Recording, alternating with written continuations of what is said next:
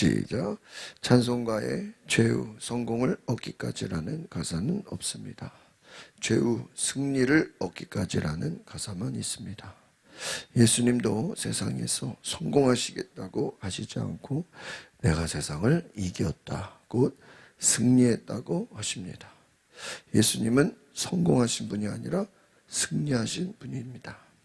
빠르게 달려가 사라지는 슈퍼카를 볼 때마다 저 차의 종착점은 어디일지 궁금했습니다. 화려한 슈퍼카가 성공의 상징은 될 수 있겠지만 승리의 상징은 되지 못합니다. 오히려 여름 내내 땀 흘려 모은 돈으로 단기 선교비를 겨우 내고 복음을 모르는 땅으로 떠나는 삶이 승리의 삶입니다. 여름 휴가 다 반납하고 일주일 내내 익숙하지 않은 나라에서 배앓이와 변비로 고생하며 눈물과 콧물로 뒤덮인 아이들을 끌어안고 하나님 말씀을 전하는 그 사람이 승리의 종착역을 향해 나아가는 인생입니다. 예수님이 물으십니다. 너는 성공의 종착역에서 인생을 마무리할래? 아니면 승리의 삶을 살래? 예수님은 십자가 위에서 사망을 이긴 승리, 생명을 거머쥔 승리, 완벽한 승리를 이루셨습니다. 그분을 내 마음에 모시면 그날부터 예수님의 승리가 내 승리가 됩니다. 언제 이룰지 모르는 먼 성공, 이루어도 바람처럼 도망가는 성공을 위해 살지 말고 예수님을 믿는 승리자로 삽시다. 내 시간을 이웃에게 기꺼이 내어주며 예배하는 시간을 가장 귀하게 여기는 사람은 이미 승리한 사람입니다. 아멘. 승리가 뭐냐? 결국은 고난을 이기는 것입니다. 고난 속에서도 끝까지 믿음으로 인내하는 것이다 하는 것이죠. 우상숭배 가운데서도 끝까지 예수 그리스도를 고백하는 자들, 우리가 성공이 아니라 승리하는 것이다. 그러니까 승리는 그 과정 가운데 있다라고 할 수 있습니다. 믿음이라는 것, 십자가를 지는 것과 같다 하는 것이죠. 우리가 생명을 귀하게 여기는, 하나님을 귀하게 여기는 하나님의 은혜 아래 사는 것, 바로 승리라고 할 수 있다라는 것입니다. 오늘 우리가 이제 요한계시록 14장을 통해서 요한이 또한 환상을 보게 됩니다. 이 환상 가운데서 또 하나님의 역사를 보게 됩니다. 승리가 무엇인가? 전사들, 또 많은 용과 짐승의 경배자들, 이들을 보게 됩니다. 악한 자들, 어둠의 승리는 잠시 잠깐이다. 그 뒤에는 하나님의 무서운 심판이 있다라고 말하고 있습니다. 오늘 계시록 14장은 특별히 이제 어린 양과 14만 4천에 대해서 나와 있습니다. 우리 1절에 있는 말씀 같이 읽어보겠습니다. 시작. 또 나는 보았습니다. 어린 양이 시온산에 서 있고 그와 함께 14만 4천 명이 서 있는데 그들의 이마에는 어린 양의 이름과 그분의 아버지의 이름이 쓰여져 있습니다. 너는 하늘로부터 많은 물소리 같고 큰 천둥소리 같은 소리를 들었습니다. 내가 들은 그 소리는 하프 겨는 사람들의 하프 소리 같았습니다. 오늘 1절에 어린 양은 예수 그리스도를 말하죠. 이 시온산은 뭐를 의미하는 거냐? 하나님의 임재와 구원을 상징하는 것입니다. 그래서 바로 하늘에 있는 예루살렘을 나타내는 하나님의 임재, 그 구원을 시온산이다 말합니다. 14만 4천, 이 계시록 7장에서 처음 등장한 숫자인데 구원받은 하나님의 백성들을 상징하는 숫자가 14만 4천이다. 그럼 왜 14만 4천이죠? 구약에 나와 있는 12지파, 또 신약에 나와 있는 12사도, 이 둘을 곱하면 144, 거기다가 이제 공을 3개 붙여서 14만 4천이 된 것입니다. 그러니까 24만 4천은 상징적인 숫자지 그 숫자만이 구원받는 사람이다, 이거는 아니라는 것이죠. 하나님의 구원받은 백성을 상징하는 숫자의 완전성입니다. 문자적인 숫자가 아니라 구원받은 사람을 대표하는 그 대표성의 숫자가 14만 4천이다 하는 것입니다. 또 오늘 보니까 1절에 아버지의 이름이 쓰여져 있다. 이 아버지의 이름이라는 것은 하나님의 소유, 하나님의 보호를 받는 자다라는 그 상징이 아버지의 이름이다라는 것입니다. 그래서 오늘 이 말씀을 통해서 우리가 깨달을 수 있는 것은 바로 하나님의 택하신 은혜를 우리가 보게 되는데, 우리 3절까지 한번 더 볼까요? 3절 시작. 그들은 보좌 앞과 내 생물과 장로들 앞에서 새 노래를 부릅니다. 그러나 땅에서 구속함을 받은 14만 4천 명 밖에는 아무도 그 노래를 배울 수가 없습니다. 이렇게 나와 있습니다. 그래서 오늘 우리가 또 이 3절의 내용을 통해서 볼 때 이 새 노래는 뭐냐? 바로 이 구속과 구원의 기쁨을 표현하는 이 찬양과 같습니다. 그래서 우리가 새 노래를 들었다, 3절에 말하는 새 노래를 부른다, 이 고백은 구원의 기쁨, 하나님의 백성이 하나님께 나아가서 예배하는 그 소리와 같다라는 것이죠. 그리고 그들만 배운다. 그 아무도 그 노래를 14만 4천 외에는 뭐 할 수가 없다고요? 배울 수가 없다 그래. 이 배울 수 없다는 건 무엇입니까? 구속받은 자들만 체험적으로 이해하고 찬양할 수밖에 없는 구원의 노래다라는 것입니다. 그래서 그 외에는 아무도 배울 수가 없다. 4절을 5절을 또 보겠습니다. 시작. 그들은 여자들과 더불어 자신을 더럽히지 않은 사람들이니 이는 그들이 정절을 지켰기 때문입니다. 그들은 어린 양이 가는 곳이면 어디든지 따라가는 사람들. 하나님과 어린 양에게 바쳐진 첫 열매로 구속함을 받았습니다. 그들의 입에서 거짓을 찾을 수 없으니 그들은 흠 없는 사람들입니다. 이 4절에서 5절의 특징은 무엇입니까? 이들은 순결하며 거짓말하지 않으며. 이 순결함은 뭘 얘기하는 것이냐? 우상숭배를 하지 않았다라는, 우상숭배나 세속적인 삶으로 나아가지 않았다는 것입니다. 우상숭배와 단절했다라는 거예요. 여기서 또한 거짓이 없다 이렇게. 5절에 보니까 그들의 입에서 거짓을 찾을 수 없으니 그들은 흠없는 사람이다. 이것은 무엇입니까? 진리와 성결함을 말하는 것입니다.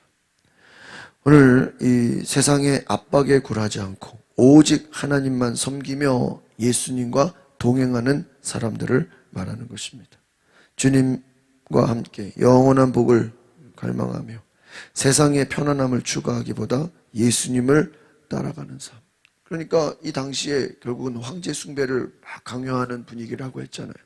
그러니까 육신의 편안한 삶을 살려면 황제를 숭배해야 되는 거예요. 세상의 방식을 따라가야 되는 거예요.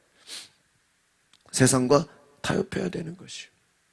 그러나 하나님을 섬기고 예수 그리스도를 고백한다는 건 무엇이냐? 불편한 삶을 살아야 돼.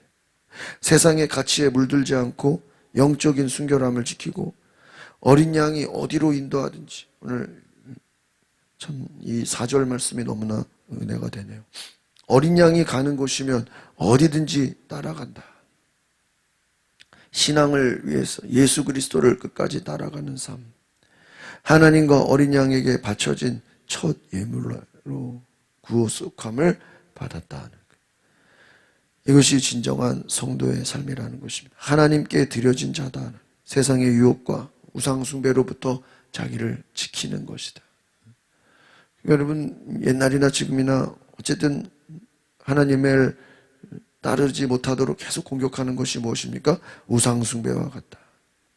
하나님의 뜻에 순종하지 못하도록 계속해서 우리의 삶을 방해하는 그러한 것들, 이 모든 우상숭배로부터, 거짓을 빠지지 않고 흠없는 자들, 순결한 자들이, 순수한 자들이 되라는 것입니다. 그 밑에 6절, 7절을 같이 읽어볼까요? 시작. 또 나는 다른 천사 하나가 공중에 날아가는 것을 보았습니다. 그는 땅에 사는 사람들 곧 모든 나라와 족속과 언어와 백성에게 전할 영원한 복음을 가지고 있었습니다. 그는 큰 소리로 말했습니다. 너희는 하나님을 두려워하고 그분께 영광을 돌리라. 그분의 심판 때가 이르렀다. 너희는 하늘과 땅과 바다와 물들의 근원을 만드신 분께 경배하라 하는 거예요. 이 영원한 복음을 가지고 있다. 6절에 말합니다. 이 영원한 복음이 무엇입니까? 예수 그리스도의 구원의 소식, 그 심판과 구원에 대한 모든 것이 영원한 복음이다라는 거예요. 복음은 결국 심판과 구원입니다. 또한 뒤에 나오는 하나님께 경배하라. 7절에 너희는 하늘과 땅과 물들의 근원 되신 분께 경배하라. 오늘 이 말은 하나님의 주권을 인정해라. 하나님만을 두려워하라. 오늘 7절에 보니까 하나님만을 두려워하고 영광을 돌리라. 지금 이 모든 것을 심판하시는 분은 하나님이시다. 우리가 두려워해야 될 분은 오직 하나님만 두려워하라 하는 것입니다. 그래서 오늘 우리가 하나님 앞에 주어진 사명은 복음을 전하는 것이고, 그 복음을 전하는 것에 우리가 하나님을 두려워하고 믿음으로 나아가라 하는 것입니다. 8절 같이 보겠습니다. 8절 시작. 두 번째 다른 천사가 그 뒤를 따르며 외쳤습니다. 무너졌다. 큰 도성 바벨론이 무너졌다. 이 바벨론은 자기의 음행으로 만든 진노의 포도주를 모든 사람들에게 어떻게 마시게 했다. 이 두 번째 천사가 바벨론의 멸망을 선포합니다. 그럼 이 바벨론은 뭐냐? 죄악된 세상 권력, 우상 숭배를 말하는 것입니다. 무너졌다. 바벨론이 무너졌다. 이 우상 숭배가 다 무너졌다. 무너졌다는 것은 뭐예요? 하나님의 심판이 임했다라는 것입니다. 결국은 여러분, 우상에게 경배하고 이마에 손에 표를 받는 자, 하나님의 진노를 피할 수 없고 천사들과 어린 양 앞에서 불과 유황으로 고통을 당할 것이다. 결국은 우상 숭배는 하나님이 반드시 심판하신다. 사탄에게 권세를 받아 왕노릇하며 그들에게 끌려가는 자들 다 하나님의 심판 앞에 있다는 거예요. 다 무너져 버린다. 9절 보겠습니다. 시작. 세 번째 다른 천사가 그들을 따르며 큰 소리로 외쳤습니다. 누구든지 짐승과 그의 우상에게 경배하고 자신의 이마나 손에 표를 받으면 그도 하나님의 진노의 포도주를 마시게 될 것이니 이것은 하나님의 진노의 잔에 섞인 것이 없이 부어진 것이다. 그는 거룩한 전사들 앞과 어린 양 앞에서 타는 물과 유황으로 고통을 당하게 될 것이다. 그들에게 고통을 주는 연기가 영원토록 올라갈 것이다. 그리고 짐승과 그의 우상에게 경배하는 사람들과 그 이름에 표를 받는 사람은 누구든지 밤낮 안식을 얻지 못할 것이다. 짐승의 표가 뭡니까? 세상 권력과 타협하고 우상을 숭배하는 자들이 받는 것이 짐승의 표라는 것입니다. 이 불과 유황, 우리가 보통 지옥으로 상징하는 것이 불과 유황이죠. 하나님의 심판을 상징하는 것입니다. 불과 유황으로 고통을 당할 것이다. 또한 12절, 13절 우리 마지막을 같이 볼까요? 시작. 성도들의 인내가 여기에 있다. 그들은 하나님의 계명들과 예수에 대한 믿음을 지키는 사람들이다. 또 나는 하늘에서 말씀하시는 음성을 들었습니다. 말씀하시기를 너는 이렇게 기록해라. 이제부터 주 안에서 죽는 사람들이 복이 있다. 그러자 성령께서 말씀하셨습니다. 그렇다. 그들이 수고를 그치고 안식할 것이다. 그는 그들의 행위가 그들을 따를 것이다. 보십시오. 오늘 결국은 신앙을 위해, 믿음을 위해 예수 그리스도를 온전히 따르는 자들, 인내하고 믿음을 갖는 자들, 결국은 순교하는 자들에게 복이 있다. 영원한 평화와 안식이 있다라는 거예요. 그들에게 믿음의 열매, 하나님 앞에 인정받는 은혜가 있다라는 거예요. 그래서 오늘 이 주시는 말씀의 의미들을 잘 생각해 볼 때 결국은 너희들은 우상 숭배를 피하고 하나님의 말씀에 온전히 어린 양을 따라가라. 또한 우리가 복음을 전한다는 게 무엇입니까? 이 복음은 하나님의 심판의 메시지다. 하나님이 세상을 심판하신다.